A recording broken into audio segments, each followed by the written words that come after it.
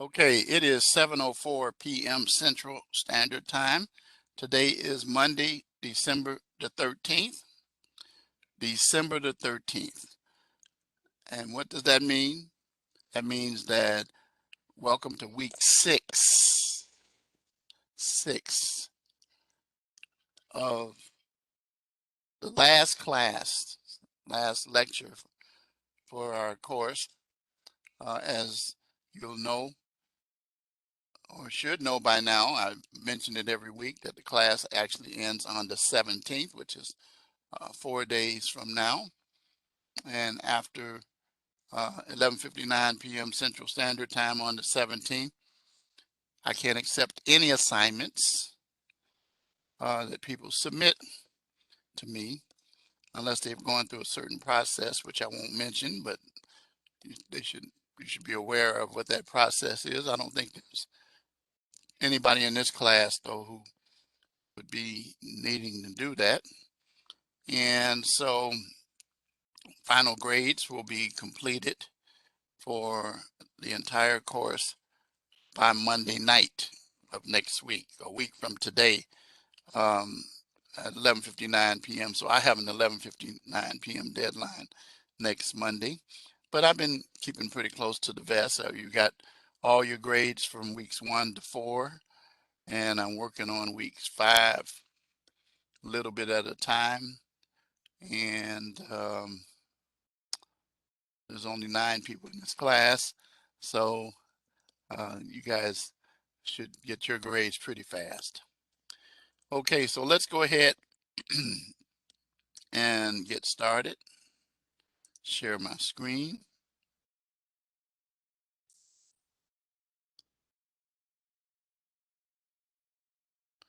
Okay, you can now see I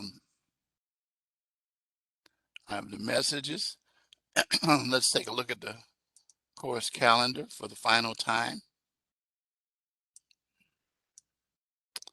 And excuse me. So you see this is where we are, the 13th. Your initial post is due tomorrow night for week 6. Your reply post is not due the 18th, it's due the 17th, along with the key phrase, which you'll have a head start on being here at the live lecture, and then the written assignment that I will elaborate on in just a few minutes. And so that's it. So don't be anybody be confused and say, I thought I had until the 19th. No, it's the 17th. All deals are off from there. All right. Let's take a look at, as soon as I can get it back up, let's take a look at the announcement that I posted. And you can see week 6.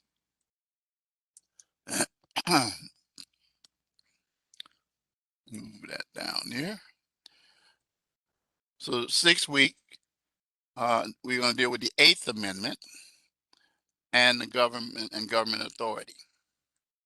And I sent you the PowerPoints for chapter 12 that deal with bails, fines, and punishment from the textbook for you, as well as we'll deal with the knowledge check.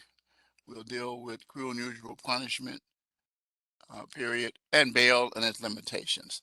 So the 8th Amendment will be the topic of discussion tonight. And as you can see, it shows when the live lecture is taking place. The discussion assignment, determining bail. Again, repeating, your initial post is due tomorrow night and your reply post due by Friday. Finally, the written assignment, Hudson versus McMillian, the 8th Amendment. All written assignments are due by Friday, the 17th. There it is right there, the notice. Pay attention to the rubrics. You already know that. And there's a reminder again that the term ends. If anyone read the announcement and didn't even look at the calendar, they would know the answer to when the term ends. I ask each of you, if you could, I'd appreciate if you could complete the end of quarter student evaluations that you received in your email. That lets us know how you felt about the course, and what how I did, what you learned, and how it helped you. I hope I also left you in positions where there were challenges. I heard several students already tell me that they learned, but it was a challenge. That's that's the objective, is to challenge you. We don't want you to get bored or in the routine. And then you know my motto: adversity is the springboard to success. All right, so let's close that out. And let's get right into the module. The final week. The Eighth Amendment and government authority. So let's look at the written assignment.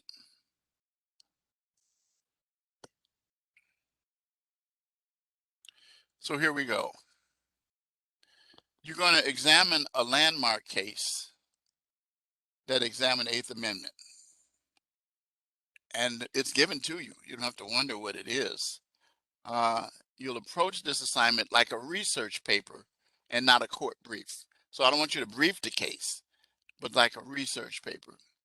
So first, review the landmark case, Hudson versus McMillan. Be sure that when you do cite the case, that you cite the official court case. We'll be talking about that tonight.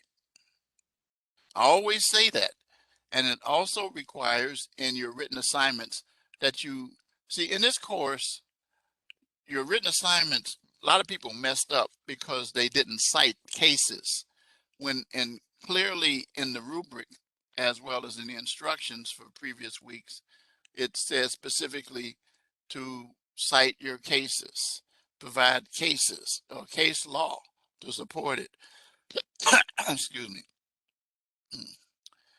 So next, three to 5 page.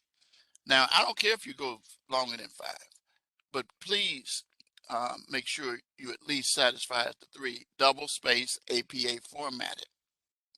And so you're going to summarize the facts of the case, identify common factors that a judge would have considered when determining Hudson's bail after his initial arrest before trial or sentencing. Describe the factors judges consider at the time of sentencing. Discuss if the force used against Hudson was reasonable or unreasonable. Explain why and use the court decision to justify your decision. Why and uses the court decision. Kind of awkward. I didn't write that, but that is awkward, but you get my point. Credible sources. I had one person to use, and I don't know if it was in this class or the other one, Wikipedia. That's a no-no. But credible sources in APA format, including a cover page and a reference page. And of course, goes without saying, I stressed spelling, grammar, and punctuation, proper paragraphing, and everything. And then these are some sources that can help you, okay? Let's go over here and let's look at the rubric. I encourage students to use the rubric like a checklist. You know my position that I am not teaching from this angle, emerging, competence, or really proficiency, but it's a combination. But my goal is mastery, to get you prepared for your professional experiences that you'll have. This is the place where we prepare you for it. I had student that told me in one of my courses I teach, not this, it was last term when they did the evaluation, that they enjoyed the class, but that I graded hard. I graded like they were professionals. And I said, that's exactly the point. That's when we start talking about um, your transferable skills, remember written and oral communication, and I give you the directions and I remind you, I don't know how many times rubrics is stressed. It makes my job easier for grading because I look to see if you satisfy the requirements in each of these sections. And if you don't have credible sources or citations, you already know you're going to end up over here. And there are people that go straight down here, end up with a 55. That's what their grade ends up being. And it's as simple as, like I said, leaving out a case. If it says you're supposed to cite a case and you don't cite a case, you don't cite it properly, you're going to have problems. So the summary of this case, remember once again, not to brief it. If you do, you can do that for yourself. Outstanding summary of the case with comprehensive details demonstrating a thorough understanding of the significance of the case. What is the significance of Hudson versus McMillian? And it's all over the place and will be referred to in my lecture tonight. Factors for bail. What kind of identification things that judges consider in terms of setting bail and determining Hudson's bail after his initial arrest. Factors for sentencing, outstanding description of the factors that judge must consider at the time of sentencing as well. Use of force, outstanding discussion of the force used against Hudson. Was it reasonable? Was it unreasonable? Explaining why or why not. Using court decisions to support justify your case, what your statements are. Credible sources, that goes without saying. And then at least 3 pages. Notice what happens if you're under 3 pages. If you're 2.5, I can't put you in here because it says 3 to 5, 3 to 5. This one says does not meet the 3-page minimum. So you end up over here and that's not good because you lose half your points there. Okay, so that's it. Any questions about the assignment? You can type in the chat, I'll see it. Okay. All right, I've tried each week to spend more time than probably most of your other professors because of the fact that my goal is not just to get you to learn the material, but to be able to refer to it in the future. Because you're going to say, oh, I remember I was in Professor Wright's course and I got that information. Thank you. I'm glad to hear that. It helps. Kim says it helps tremendously. I appreciate it. And again, I keep using your name because I cannot, like I said again, I'm blown away by your assignments are well written, but I'm also blown away by the time that you take and contributing discussion posts. Awesome, off the chain. That's the only way I can put it. And you know, and see the mode that students put out, and if I see it and it sticks out, oh, you're welcome. And I see it, I'm going to talk about it. I got several students I've had down through the years that have come back to me later and says, Professor, would you write me a letter of recommendation or would you help me get into law school? And I said, sure, I'd be happy to. And then I write detailed, outstanding information. But one thing I will not do is I tell a student up front, I said, now you know, but not too many students that, um, you know, take my style of teaching and say, oh, it doesn't help me. I appreciate the fact that I know that I'm enhancing. And the reason why I know I'm enhancing because the way I teach, I was taught by people who were professors, even in college, even in junior college, how to do what I do. And I try to make sure that you get a good return on your investment, being on the honor roll and dean's list, you know, and those kinds of things. And I work pretty hard at it. But I got to be who I am. So anyway, uh, this is the assignment here. Any questions with anybody? Please feel free to reach out to me. You know my cell phone number. If you don't by now, it's 630-660-8480. I have it with me all the time. I have it right here in front of me right now. Well, actually, I stuck it in my pocket because I had ran in to get on after I got out of the car, but I got it right here, sitting right here. And I respond quickly to those. The discussion post, determining bail. So you'll apply the Eighth Amendment to a scenario on determining bail. And here's the scenario with Jim Davis, a ATM burglary suspect. It's interesting. ATM burglary suspects. When I was in law school, we didn't study that. The reason why we didn't study is because there really weren't a lot of ATMs around then. But now it's a big thing. I here where I live, just recently Chase Bank, which I bank at, and they're everywhere. Chase Branch that's not too far from where I live. Someone took the ATM machine. I'm laughing on it because they couldn't get it open. You know, there was a movie I saw some years ago. It was a comedy. Um, I think it was Barbershop too, one of those barbershop movies.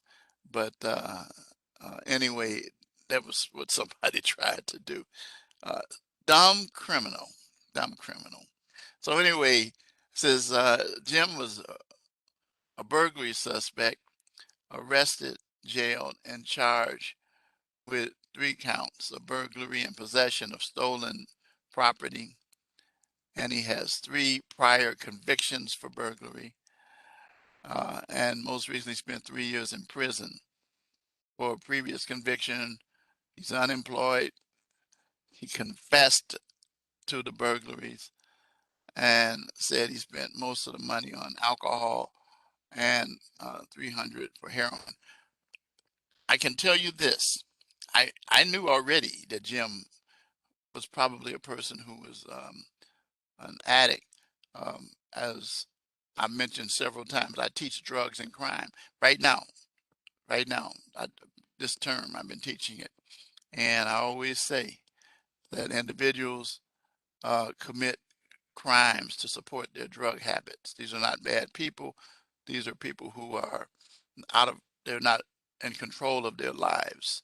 That substance, whether it's alcohol or drugs, then you have some with mental issues, but um, there's all kinds of problems there that you see.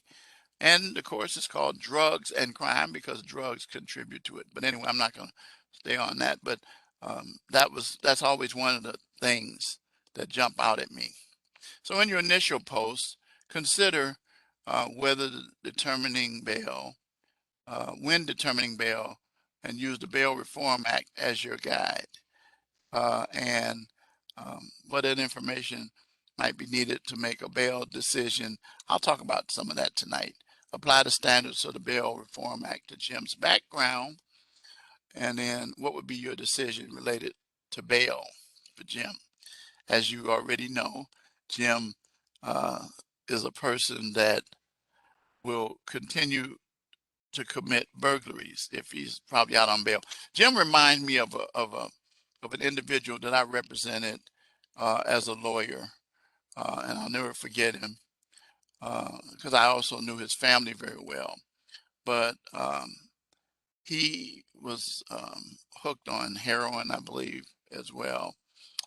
But at any rate, um, I've started to represent him after he had 3 other cases, and he was on his 4th one, so I was hired by the family to represent him.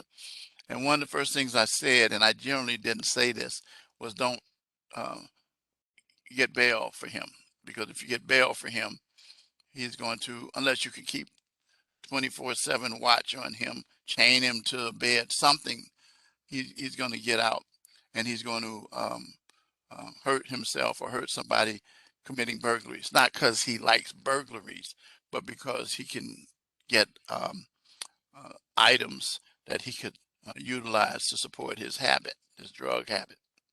Sure enough, they got him out, and about 2 or 3 days after he was out, he got out of the house.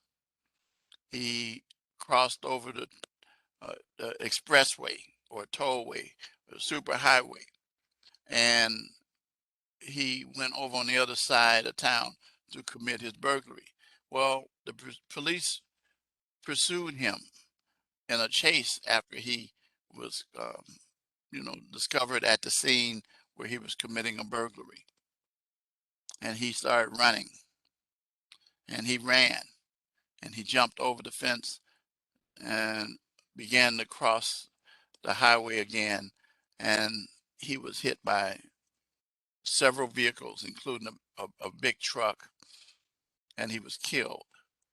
He was killed, and he died at a young age. I remember his daughter, who's she's once in a while I still hear from her now. But my point being is that one of the things that judges have to look at in terms of setting bail, and they have to set the bail based upon your research that you're going to discover. And I'm just giving you a little few tidbits, which I'll give even more. But the point of the matter is that uh, it was counterproductive to do that, to get them out on bail. And that's all I'll say about that for right now until I get to the lecture. What would be your decision? Uh, Base it with some support. Locate an actual news story or a case as a practical example to support your decision. You can use my case, but I'm not giving the name of the person as the situation, and you can cite me on it. It's okay. Um, Kim, you cite me several times, and I appreciate that because you're paying attention to the things that I'm saying. So like I said again, I try to provide cogent, detailed information to help students. All right. And then in your reply post, at least one other post minimum, discuss or agree with the other peers' analysis, support your reasoning with the Bail Reform Act or constitutional law, and or. That's the discussion post.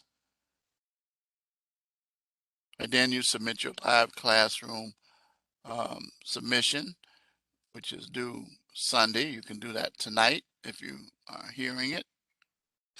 So I'm going to talk about insert bail and its limitation, the Bail Reform Act of 1984, sentencing and cruel and unusual punishment, and then after sentencing.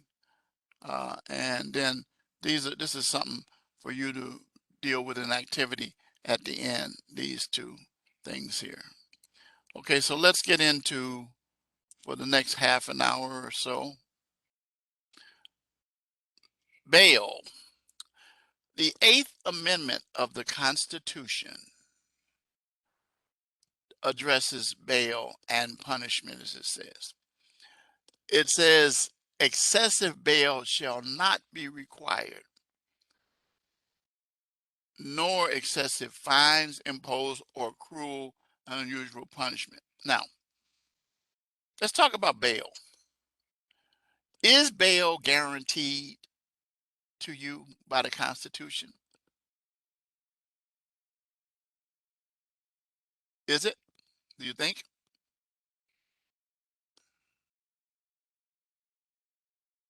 Think about it. That's absolutely correct what you said. Um, I know that when the people see the recording, that they will not be able to see it, but I'll just repeat what you said in the chat. You said, no, I don't think so, but you might be wrong. Well, no, you're not. You're right. Because the question that I asked, is bail guaranteed by the Constitution? I was baiting you. It says excessive bail shall not be required. So what does that mean in interpretation of the court cases and case law, including the one that is mentioned tonight, is that bail should be commensurate with the crime, the criminal history, and it is set to give individuals an opportunity to um, not be held in custody while going through trial or waiting trial or final sentencing. And it could be excessive if it's based upon something that individuals cannot afford.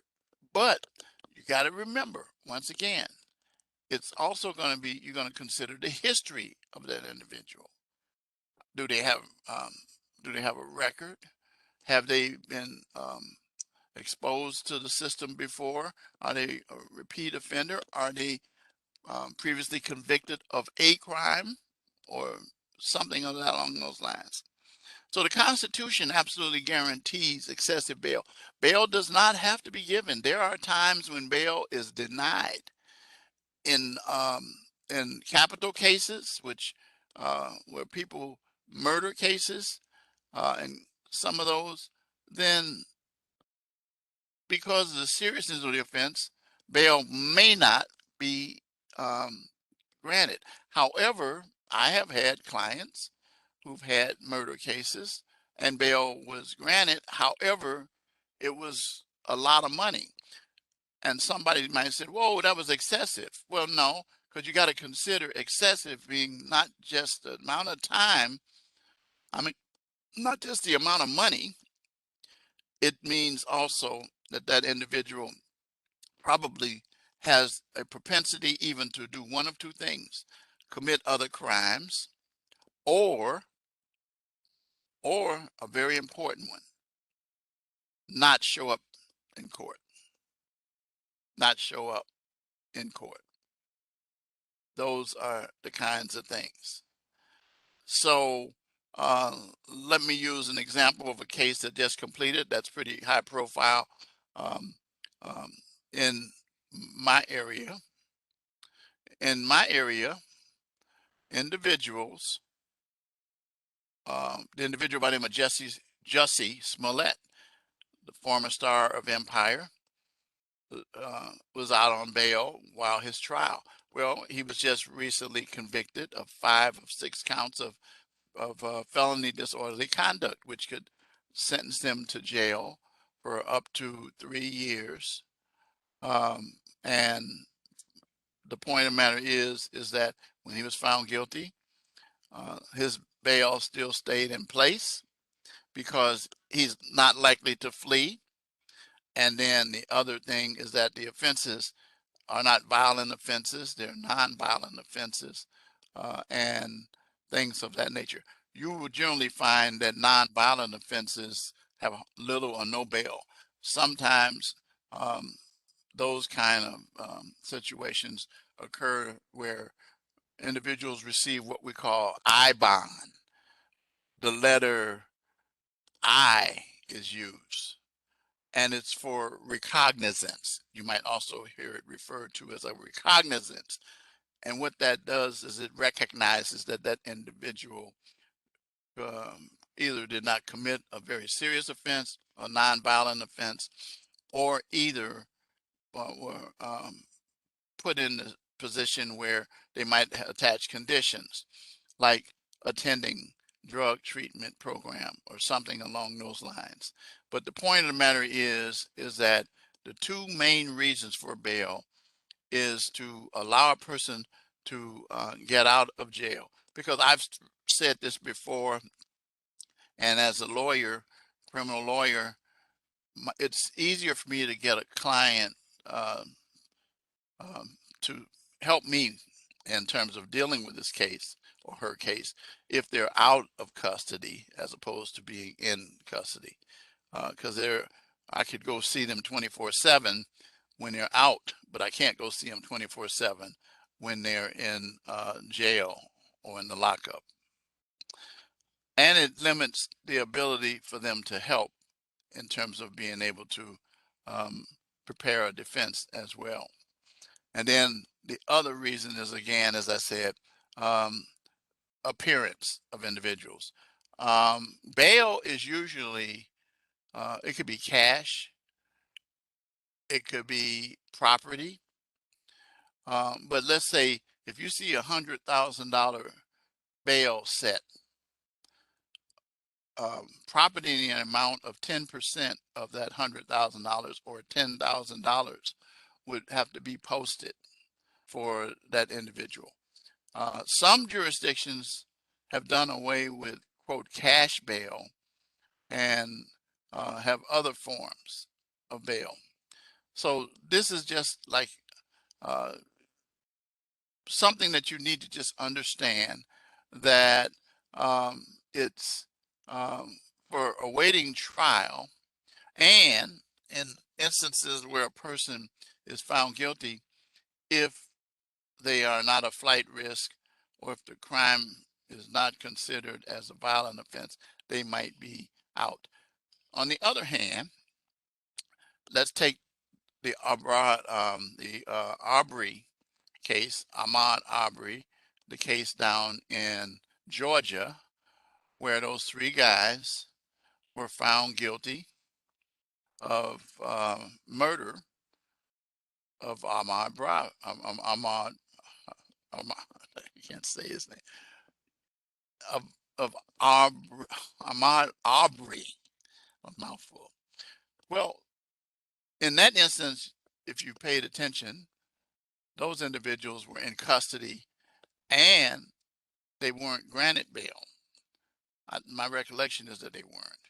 But the second thing I noted, if they were granted bail, then once the um, prosecution moves for suspending bail, then the person is held in custody until sentencing occurs from there. Okay. All right. So we'll deal with no excessive fines. Fines should not be imposed where the person can't afford it, so that you're not locked up because you can't pay the fine. You're locked up or kept in custody because of the reasons I previously stated. Nor cruel and unusual punishment inflicted.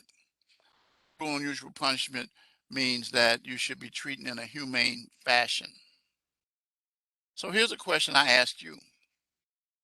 Is capital punishment, the death penalty, a violation of cruel and unusual punishment? Yes or no?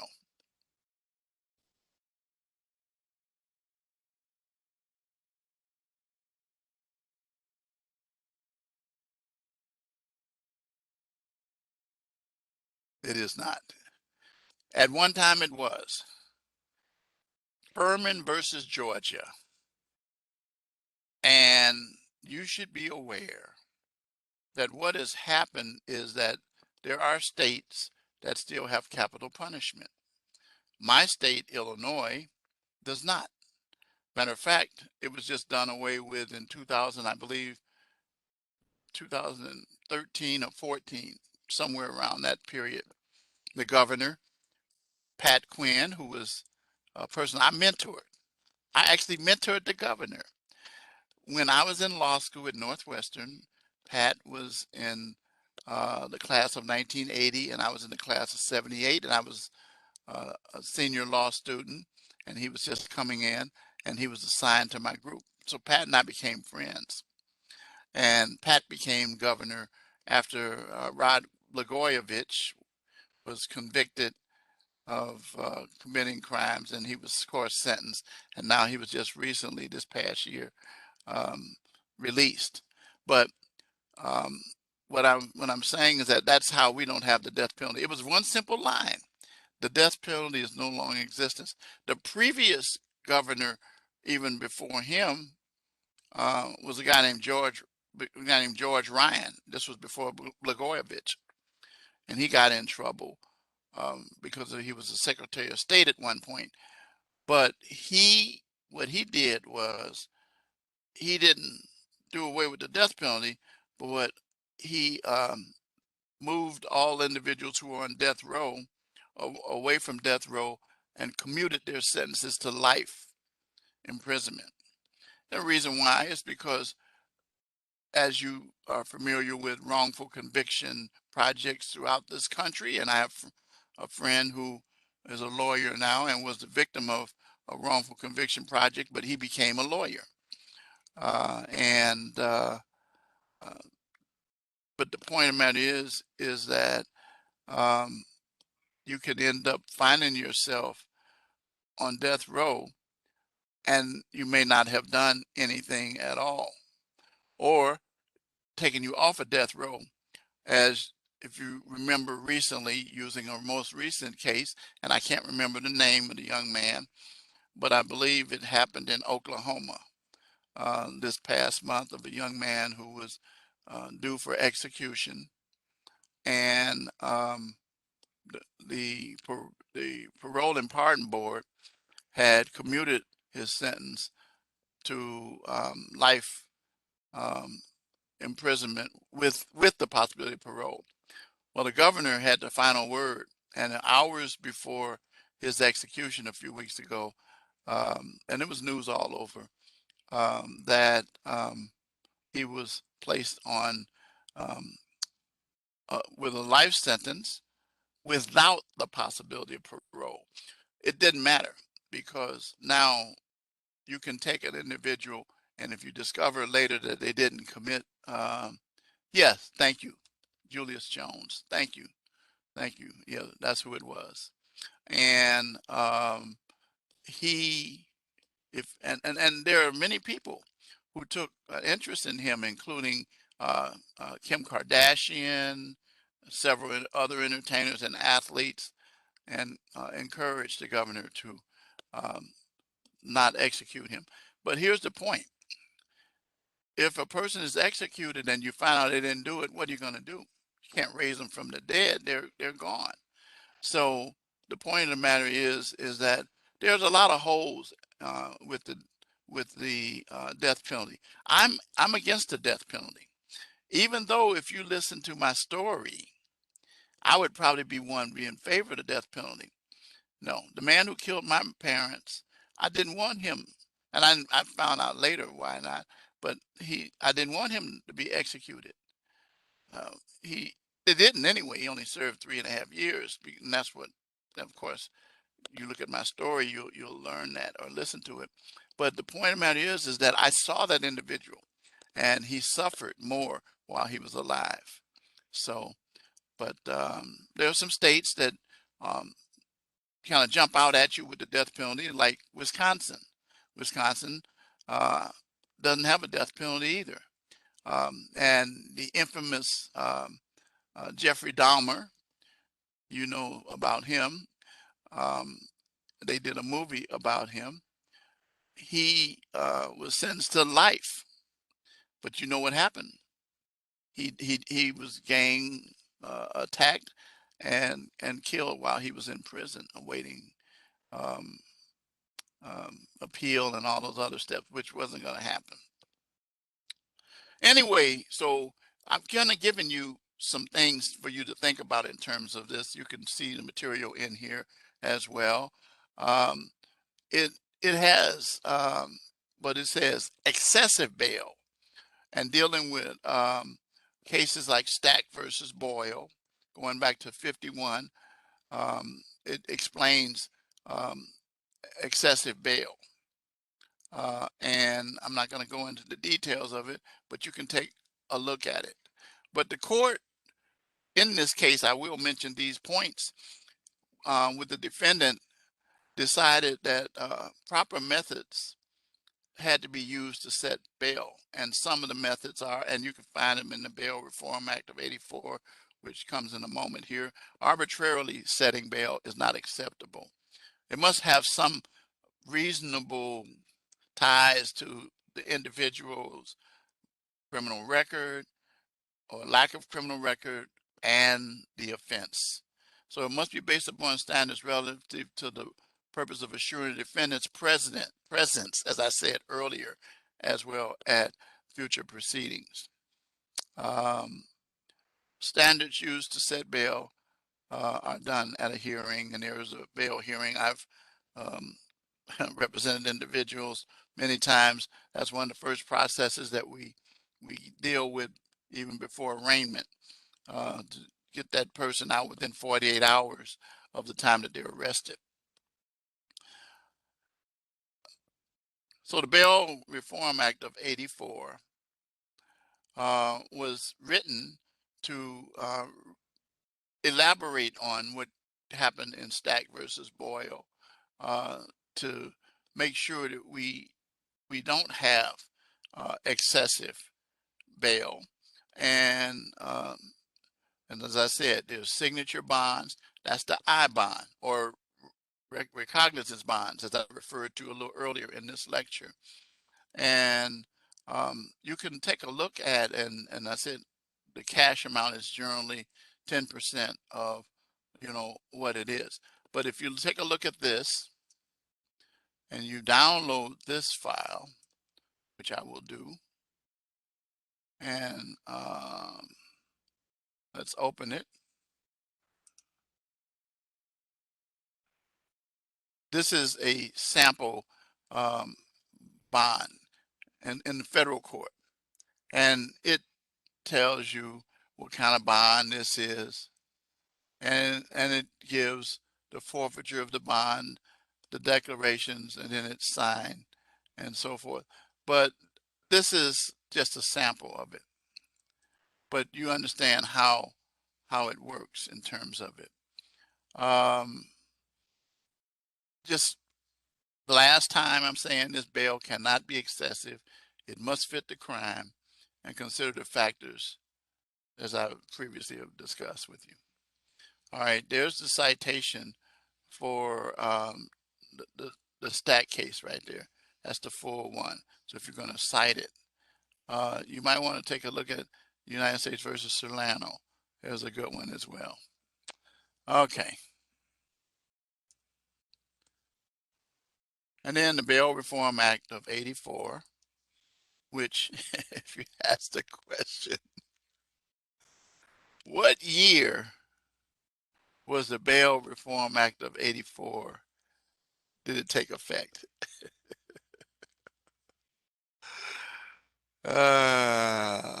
It's a funny thing. It's in '84, and so it starts to talk about things that need to be dealt with, and you deal with, as I said, you want to take a look at the '87 case, which I remember extremely well, the U.S. versus Solano. I don't remember the Stack case because I was only a year old or a young kid then, so, but you can still find out about it. And so it identifies factors, and then I'm not going to spend time on them, but just show you how it works. The nature and seriousness of the charges, the weight of the evidence, the background and things we just talked about. Was a person on probation or parole, as we call it, on paper at the time they committed the offense? Are they a repeat offender? The nature and seriousness of the charge, and the danger to the community if the person's released. That's why there are some things. So That's a little something for you there. Okay. So now let's talk about sentencing and cruel and unusual punishment, which is the other part of the Eighth Amendment. Um, by the way, before I leave bail, do you have any questions about bail? Other than what I've covered, I tried to break it down for you pretty clear.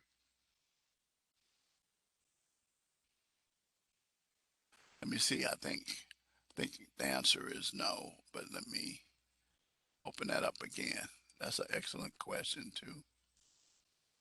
The question is there a limit on how many times can be that one can be convicted and let out on bail like recidivism? Nope, nope. Because what happens is that here's what happens, and that calculates into what I was saying earlier, and that's an excellent way for me to wrap it up. If an individual is a recidivist, that means they have a record. That means that you want to set a bail that's properly based upon the offense. Now you got to make sure what the offense is of that person. Now think about this: if that person just keeps committing burglary after burglary after burglary, increased bail may not be the real solution, but maybe some conditions need to be added to bail. Let's like the young man that we talked about that I represented, and the um, um, I'll give you a name just so you can use it. I won't give you his full name. His name was Daryl. But uh, what happened with Daryl? But he was a recidivist, but his bail went up a little bit, but it didn't go up more than the idea was to get him out. But I argued not to the court, but to my clients why it was dangerous to get him out. So it depends on the crime. Let's say the next crime that that person commits is more serious than the offense that they committed before. Then in that case, then bail would probably go up. So no, there is no. It's going to be done on a case by case basis. But that is an excellent point. Uh, you're welcome. The more I should say it this way, the more you commit crimes, probably your bail is going to be higher. Um, Final thing I'll tell you is that, and this happened frequently, I go to a bail hearing to represent someone. I'm hired by the family, and I get there, and they call his case or her case, and they say this, just throwing out some names. John Jones, also known as John Lewis, also known as John Smith, also known as John Johnson. That's what the judge hears before bail is even determined. I stand there and I say, that's why I tell my clients, give your real name when you're arrested. Because when you start to give all these aliases, it tips off the court that you have already had exposure, and it sets out the stage for bringing up again the offenses that you've had your criminal history and so forth, and your bail's probably going to be higher. Does that make sense?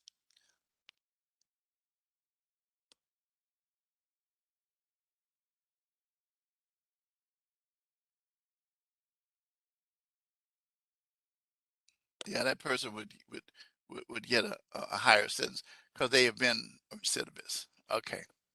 All right. So now let's look at cruel and unusual punishment. We've already talked about that a little bit. And using this scenario, which I'm not going to spend time on, um, you're going to learn that, again, the Eighth Amendment, as we talked about, it prohibits cruel and unusual punishment. And so cruel and unusual punishment is going to be something that's considered, as I said, on a case by case basis. Um, and it's not clearly defined. So case law is what kind of lays it out. So let's talk about sentencing. and cruel and unusual punishment. I've already talked about the death penalty aspects of cruel and unusual punishment, but sentencing, for a person to be sentenced, um, it says we should not do things to individuals that are barbaric, such as the rack, thumb screws. Um, we shouldn't do things to hurt people, even though they could be the worst of the worst. Um, I I can tell you for sure that that has been the case in some criminal cases where I represented individuals. So it says the Supreme Court has banned and then approved the death penalty.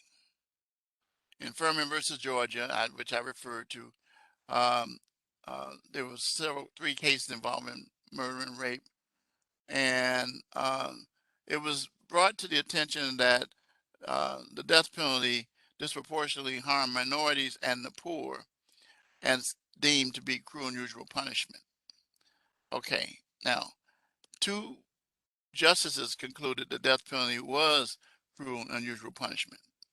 That was the dissenting. 4 years later, though, and that was in '76. This all happened before I went to law school, because I went to law school. No, I'm sorry. The first one, Furman, was before I went to law school. But Greg happened when I was in my second year, '76.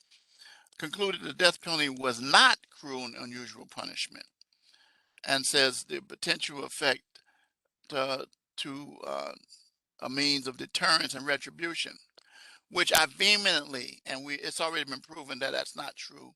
The death penalty did not have an adverse effect on people committing crimes. People didn't think about the death penalty as a consequence when they committed crimes. They didn't.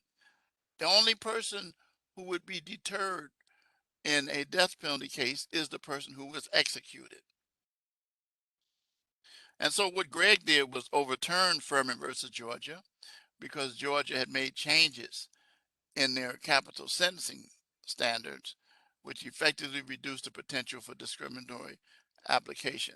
So they changed the law so that it wasn't as discriminatory. As it says here, finally, today the death penalty is legal in 28 states and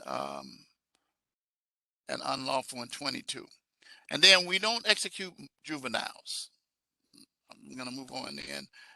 As of 2005, in the landmark decision of Roper versus Simmons, we decided it is cruel and unusual punishment to sentence to death a juvenile at the time of a capital offense. Now, so we don't, and the reason is because juvenile are special in terms of the system, the way we want to try to salvage those individuals. Okay. So anyway, principle of proportionality, we've talked about that. The punishment must fit the crime. That's the key thing. Um, the gravity of the offense and harshness of the penalty. And the key thing is that you want to make sure that you're not using a standard that's deemed to be harsh as interpreted by these cases. And here they are here. You got Robinson versus California, where Lawrence Robinson was sentenced to a minimum of 3 months in prison for violating a law that prohibited people from being narcotics addicts. The court said, wait a minute, this is an illness. And that imprison people merely because they're addicts is cruel and unusual punishment. It really happened. Um, think about it, especially in our day and time now with the epidemic that we have with opioids and things of that nature, that if you take my drugs and crime course, that you learn more about. So punishing someone because of their status is unconstitutional. That's what was determined from Robinson versus California.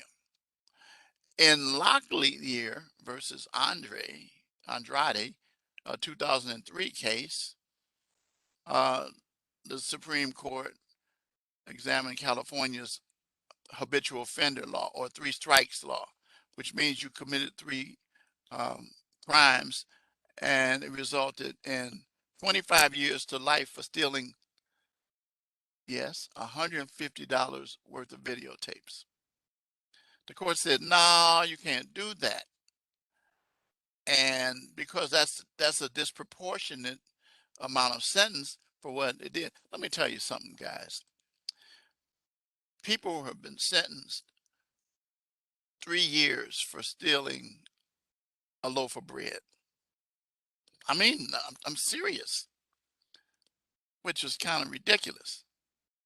But the key thing that the courts have been moving towards, and you see that in the final case that I'm going to mention here, and that is the Graham versus Florida case. The court examined of sentencing a juvenile offender to life imprisonment for armed robbery was cruel and unusual punishment. The majority applied the proportionality test that I just got through talking about and concluded that life sentence for juvenile who commit non-homicidal offenses have been rejected all over, and juveniles should be allowed to atone. We need to salvage them to make sure. So understand this: the proportionality aspects of sentencing is so important, and it's applied. I don't have enough time, but because we're out of time, basically, is that when I was in law school, I worked on House Bill 1500, which was developed to have people to proportionately serve time for the crimes that they committed. I helped write that, and it gave a range of sentencing. When we went from what we called um, um, not mandatory sentencing, but to um, the sentence where an individual had a range within the amount of time from what we used to refer to as indeterminate sentencing, where the judge had all kind of parameters, to determinate sentencing, where the legislature decide what the sentence would be. That's pretty much what we were talking about with that Smollett case. So anyway, you should recognize that in sentencing, proportionality is the essential important factor that will determine when a sentence is handed down and what should take place with those individuals. Okay, and that's it. If you were to take a look at these things here, you'll be able to find out more about cruel and unusual punishment after sentencing that takes place. And we already covered this part here, so we won't have to deal with the death penalty and all of that. Okay, pretty much covered everything. This is just something to help you, a decision matrix.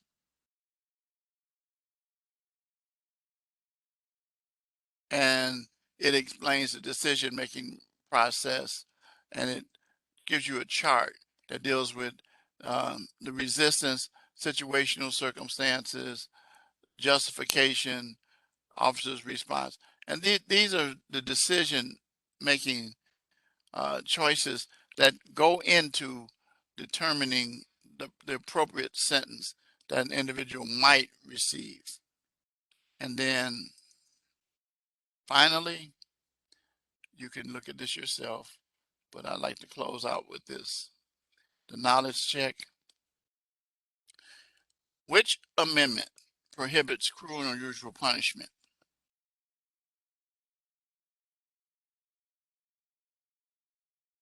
There we go. Absolutely correct. Then the last one I'm going to do is, which factors must be considered by a judge when making a bail decision? Which factors?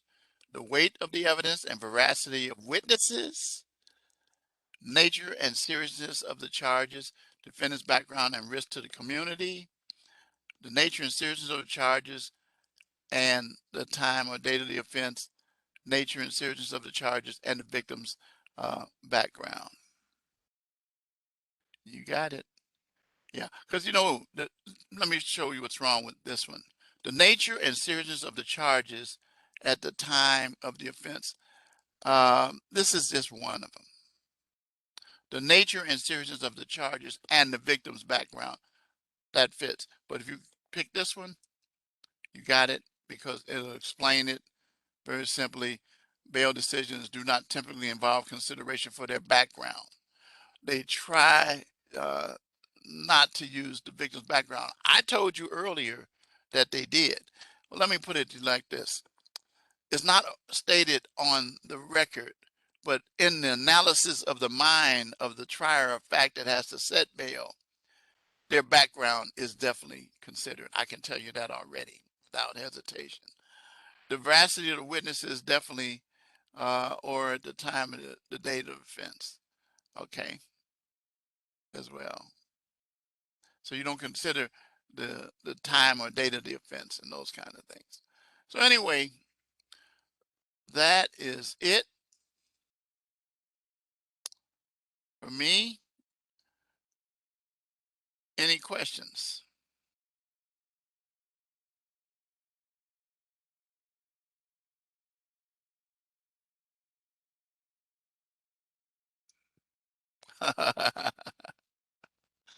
Yeah. How about you? Yeah, shoot. I'm gonna see if you can pick it. Give me a suggestion. Type it in the chat box.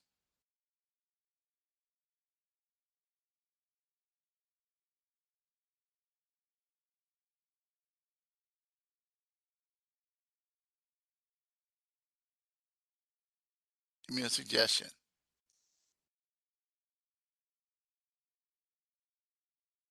Any suggestions?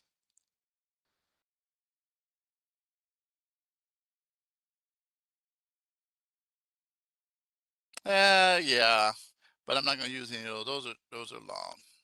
I give you one that's really easy. Yeah, but everything that you said is right. So what would be an all-encompassing keyword or phrase?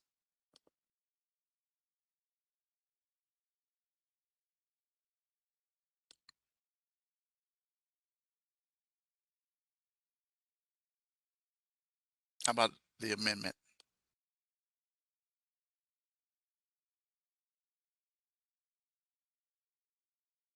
Yep, yep, that would be it. Eighth Amendment. Because it is all-encompassing because it's the umbrella for all of that. That's the point. And so I'm going to give each of you a chance to get points by giving me the Eighth Amendment as your final code word. Well, I'm done, but I do want to say this to each and every one of you before I sign off for the final time for this particular course. It's been a real pleasure. I enjoy teaching this course because, number one, it concentrates on the essential amendments to the Constitution. As I said at the beginning of this course, the Fourth Amendment, search and seizure, the Fifth Amendment, right of self-incrimination, the Sixth Amendment, right to counsel and speedy trial, and then finally the Eighth Amendment, cruel and unusual punishment and bail. So those are tools that you really need that are very, very important. And well, thank you. I appreciate that. I will keep that up. So glad to hear it. Do the survey. And I have students, like I said again, that say exactly what you said, and I appreciate it. It's what drives me. It's what keeps me going strong. And knowing I'm making a difference or have some influence on individuals. My goal is not to make it easy, but my goal is to make the playing field level and to be as the way I always remind my deans is that I look at my as a coach of the team and my Students are the players. And I teach you how to execute plays that cause us to win. That's it. That's the whole thing in a nutshell. So, but I hope I see many of you further down the road. Uh, some of you getting your bachelor's. Um, there's something up the sleeve, which I can't talk about beyond masters. I can't talk about it right now, but stay tuned to this channel. It will be forthcoming. I've been at Rasmussen teaching for 10 years, and they gave me a nice little achievement uh, certificate and a clock, a nice, very nice clock that's sitting right here in front of me as well. Doesn't tell me it's time to go. It's a really nice miniature grandfather clock. But the point of the matter is that I enjoy the administration of the school. We're transitioning to a university. We are there already. The signage will be changing and many other things. So with that, I'm going to say if you need me, reach out to me. Again, my email is given on the in the syllabus, but also my personal email is given in that student lounge. When you go in and you check in the chat, and you see my personal email. Keep in touch. And then those of you who are my friends on Facebook, um, many of you learn things that I share, and that actually starting the first Saturday in in January 2022, I'll be going back to doing what I call the God is Able Christian Church Hour, where I talk about social issues and I talk about biblical principles as well. So it's a radio station that actually there'll be times you see the little green thing behind me. That's a green screen, and if you're familiar with television um, or video, it's where if you're weather people, for example, they use a green screen because that background that you see a lot of times is something that is projected on, but they're looking at a monitor and they'll point to it. Well, behind me is going to be different scenarios and things that I can utilize the radio station and other things. So um, that's where I'll be, but I'll be doing my broadcast sometimes from the studio.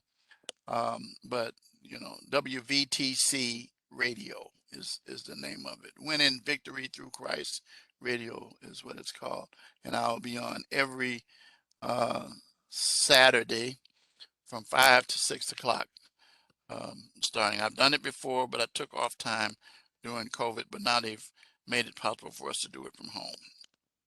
Well, again, a real pleasure. Thank you again for your contributions, Kim, in the discussion post. Again, greatly appreciated. Many of your classmates appreciate it as well.